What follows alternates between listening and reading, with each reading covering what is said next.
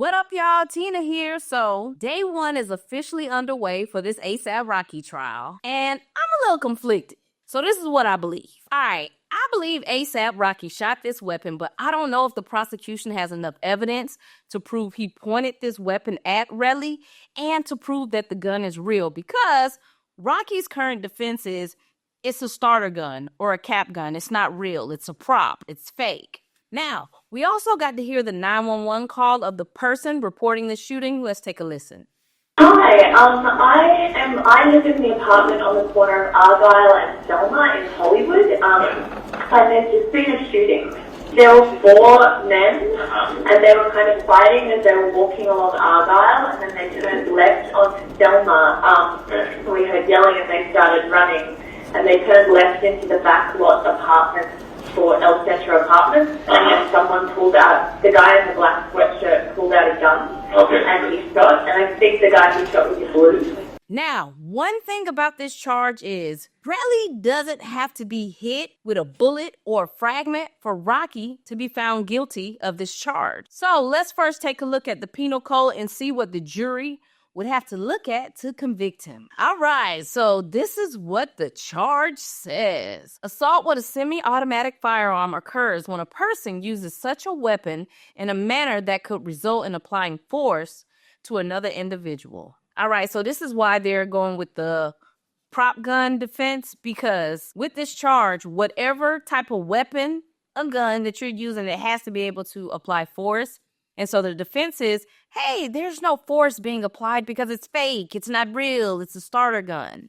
Now, for some reason, the prosecution believes they have a case. So in order to convict, the jury has to believe these elements were proven. So, number 1, the defendant uses a semi-automatic firearm in a way likely to apply force. The act was done willfully and intentionally. The defendant had the present ability to use force with the firearm. And number 4, a reasonable person would believe that force was imminent based on the defendant's actions. So, since we don't have video evidence of this, Relli is going to have to get on the stand and make us and the jury believe that all of these elements are somewhat fair game. Now, let's take a look at some examples. All right, so here's some examples. Striking or pistol whipping someone, firing the gun at the victim, or actually shooting the victim. Based off of these examples, a lot of people are saying, hey, we don't believe that Relli actually was hit with a bullet.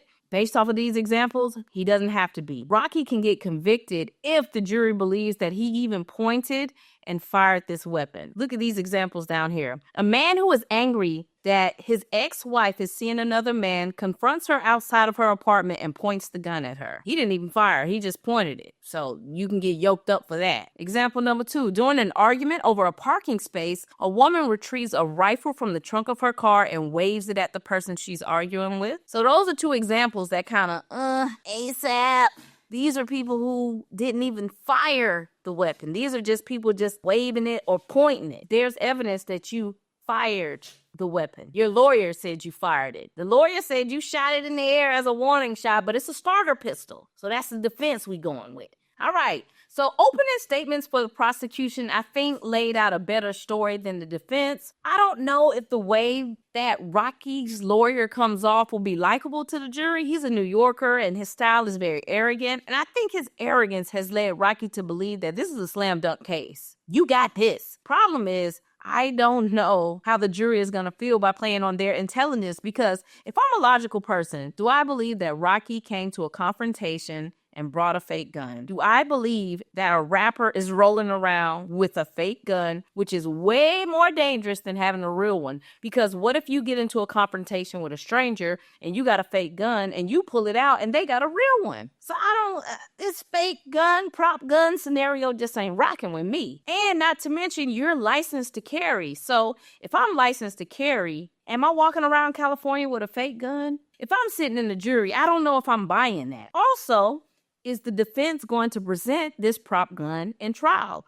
Are they going to bring it in and say, yo, hey, here's the weapon right here? And then the other half of the defense is Relli is jealous because Rocky is successful and he's just trying to extort Rocky for money. If all of this is fake and Relli is this great big liar, he's really doing a lot. like letting this go to trial and cooperating with the police. When you're dealing with some black men and police, they don't trust the cops. So you would think if this theory was Relli's just telling this big grand lie, I would think after stuff started getting too real, maybe Relli would back off like, okay, man, maybe I made this up. I don't want to testify. I don't want to continue. So something in his mind, he believes that Rocky had a real weapon and fired at him. And in his mind, does he want money? Yes. But two things can be true. He can want money, and Rocky could have pulled a weapon on him. So I didn't like that the defense just kept hammering home this is some big grand extortion scheme just to get money, because two things can be true. You pulled a weapon on me. So yes, now I want money. I feel like you harmed me. I got mental anguish. So when the jury has to sit down and look at these elements, it doesn't matter if he wants money. What matters is, did Rocky pull out a weapon and fire it at ASAP Relli? Now, the other defense is going to be yes, he pulled the weapon out, but he just fired it in the air and there was no bullets because this is a cap gun. Problem is, when you're looking at these figures, you don't really see someone just firing it straight in the air. It looks like these four individuals are like ducking and dodging each other. Yo, that would be crazy if ASAP fired this weapon with three people around. Yo, that's wild. What does work in ASAP's favor is there's no signs of a shooting anywhere, no broken windows, no bullets hitting no cars, nothing. And the video is grainy, so you can't really see what's going on. Also, police did not find any shell casings. Relli did. He went back to the scene of the crime about an hour later and he found the shell casing. Now, the prosecution is going to say, hey, maybe the police was looking in